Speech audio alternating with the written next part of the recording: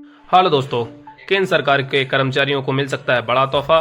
सरकार ने कैबिनेट में 4% डीए को मंजूरी देते हुए 65 वर्ष से अधिक के कर्मचारी जो रिटायर्ड हो चुके हैं उनकी पेंशन में 5% की वृद्धि के लिए फैसला किया है। अब देखते हैं सरकार और क्या क्या फैसले करती है। 8वें पे कमीशन की घोषणा करने के बाद सरकार और बड़ा तोहफा कर्मचारियों को देने वाली है, जिसमें उनकी सैलरी में वृद्धि हो सकती है और कर्मचारियों को एचआरए और डीए भी 8वें पे कमीशन में बढ़ोतरी के साथ मिलने लगेगा।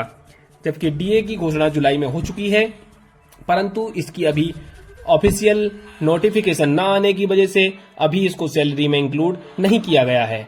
अभी डीए अगस्त के महीने के बाद से आपको सैलरी में बढ़कर मिलने लगेगा। वहीं पर केंद्रीय कर्मचारियों को उनकी रिटायर्ड हुए 65 वर्ष से अधिक कर्मचारियों को उनकी सैलरी का 5% बढ़ोतरी के साथ उनको भी सैलरी में मिलता रहेगा।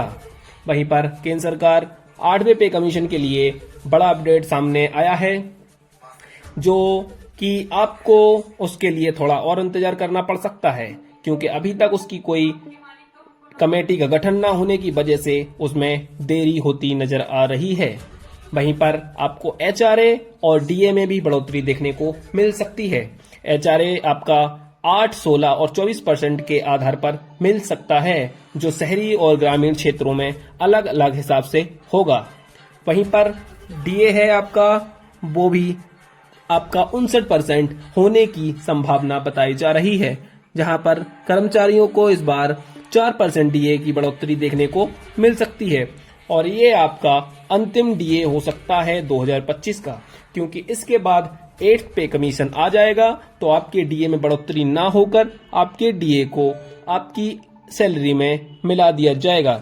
क्योंकि जब कोई भी पे कमीशन आता है तो डीए को उस टाइम पर 0 कर दिया जाता है।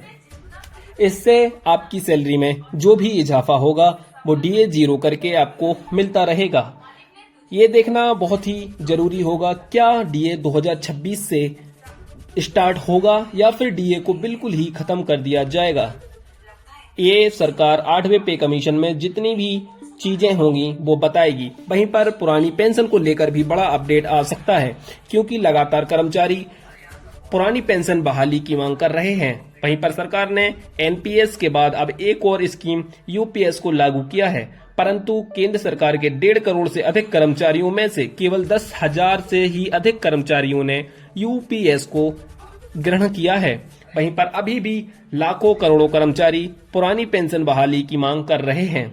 और 8th पे कमीशन में जो बढ़ोतरी केंद्रीय कर्मचारियों की सैलरी में होगी, उसी के आधार पर जो पेंशन भोगी हैं उनकी सैलरी में भी बढ़ोतरी देखने को मिल सकती है।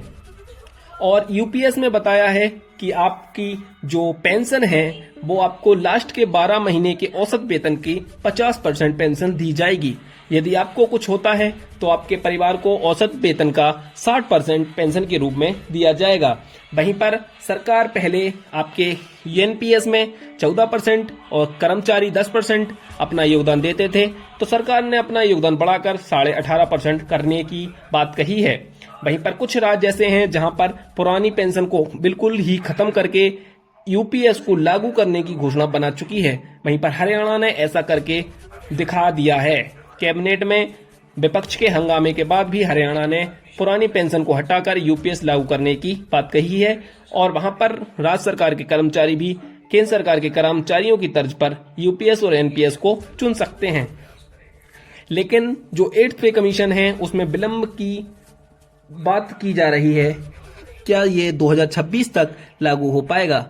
ऐसा अभी संभव नजर नहीं आ रहा है, क्योंकि सरकार ने अभी तक किसी कमेटी और न ही किसी सदस्य का गठन किया है, तो इसके लिए अभी इसमें देरी देखने को मिल सकती है। कर्मचारियों को अपनी सैलरी बढ़ोतरी के लिए और इंतजार करना पड़ सकता है, क्योंकि अभी इसके लिए जो 2014 में 7वां पे कमीशन लागू हुआ था, उसके लिए 15 या 17 महीने में उन्होंने अपनी रिपोर्ट सरकार को सौंपी थी। अभी इसके लिए भी लगभग आधा साल या 1 साल होने वाला है, परंतु अभी तक इसकी कोई अधिसूचना जारी नहीं की गई है। वहीं केंद्र के जो यूनियन के लीडर्स हैं उन्होंने भी सरकार को कर्मचारियों के आधार पर पत्र लिखा है और कहा है कि इसकी अधिसूचना जारी की जाए और किस आधार पर आप सैलरी को बढ़ाएंगे। उन्होंने फिटमेंट फैक्टर 3.0 की मांग की है। वहीं पर विशेषज्ञों की माने तो फिटमेंट फैक्टर 2.57 से लेकर 2.86 के बीच में लगाया जा सकता है, जो कि कर्मचारियों की महंगाई भत्ते के आधार पर और महंगाई के आधार पर लगाया जाता है। जिस आधार पर महंगाई बढ़ती है उसी आधार पर फिटमेंट फैक्टर लगाया जाता है। तो देखते हैं सरकार को महंगाई किस आधार पर बढ़ती दिखती है और किस आधार पर कर्मचारियों के फिटमेंट फैक्टर लगाया जाता है। जैसा कि हम आपको हर बार नई और अपडेटेड वीडियो लाते रहते हैं, तो आप के चैनल को सब्सक्राइब कर लें और नई वीडियो देखने के लिए धन्यवाद।